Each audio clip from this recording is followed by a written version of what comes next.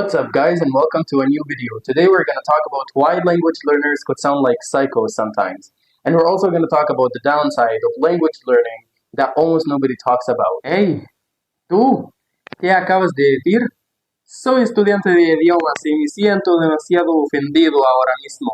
Voy a enviarte a la prisión para decir eso. What did I just say? Psychos.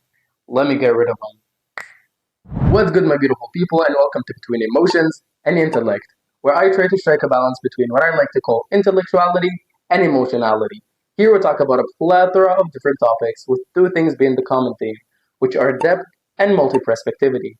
And today's video is a continuation of the video that I did last week on the importance and different advantages of language learning, especially at the revolution of AI. And today we're going to be balancing that scale out by talking about the downside of language learning, but I'll be also including some suggestions and some solutions to counter these issues. So stick around and we're going to be having some real fun. That being said, let's jump right in. Now let's talk about some of the potential drawbacks that you might be inflicted with in the process of language learning. And first, I'm going to be talking about you losing fluency in your mother tongue. And yes, this isn't science fiction, this is a real thing. This is a phenomenon known as language attrition. And language attrition is basically the phenomenon where your brain language processing systems are constantly competing and adapting and filtering the information that is less used and throwing it at the back of your head. When you learn a new language and you start exposing yourself to this new language more than your native language and start using this new language more than your native language, your brain naturally starts to adapt and starts throwing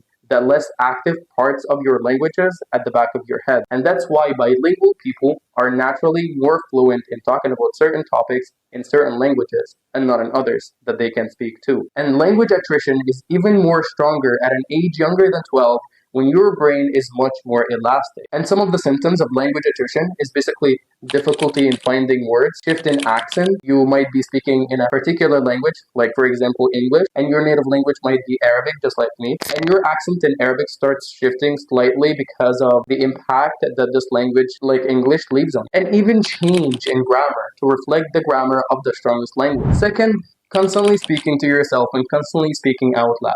And that's what I meant by saying at the beginning of this video that language learners could sound like psychos sometimes.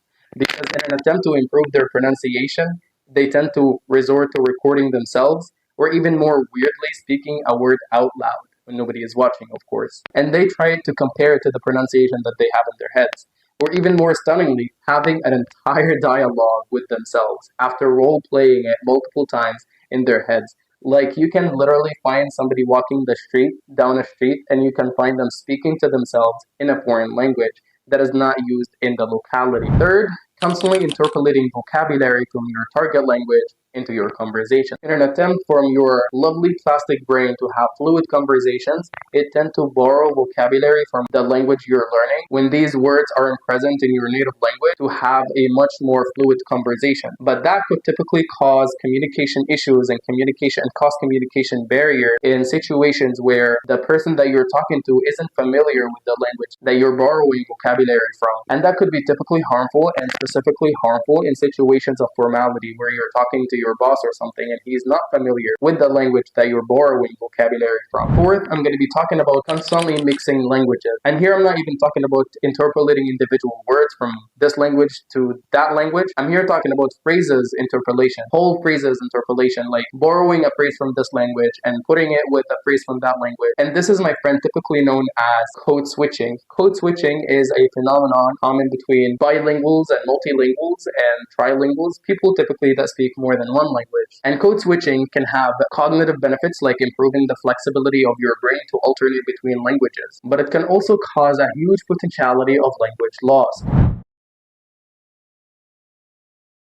Now let's sit down and talk about how to steer clear of these pitfalls when learning a language. But first, let me tell you something of transparency. Like, honestly, my friend, these things that I have just listed as disadvantages and drawbacks of learning a language are quite subjective, because some other people might view them as elegant or even fancy, and they like them the way they are. Nonetheless, if you want to avoid these pitfalls or view them or perceive them as undesirable sometimes, here are some suggestions and some things that you can go for to improve your little situation. First, for you to improve the situation of your little poor native language, You need to moderate between the amount of content and the amount of input that you consume in your native language and your target language, because this is some kind of a snare, or this is some kind of a trap that a lot of people tend to fall into, which is over consuming in their target language and neglecting or almost forgetting about their native language. So you need to read books in both languages, you need to consume media in both languages, and even communicate evenly in both languages, and try to strike a balance between the two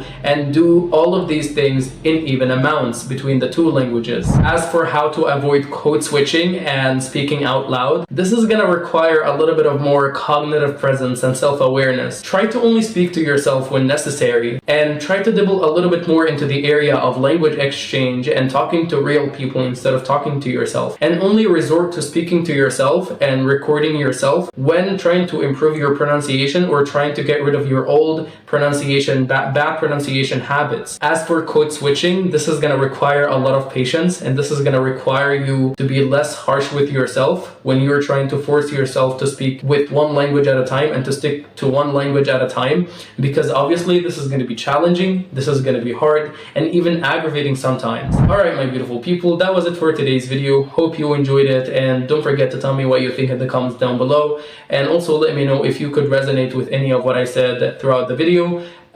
Give it a thumbs up, subscribe to the channel if you like probing into different topics with a multi-perspective mentality. My name is Mahmoud, and I wish to leave a positive signature in the world before I have returned to the Creator. Thank you for watching, and I'll see you in the next one.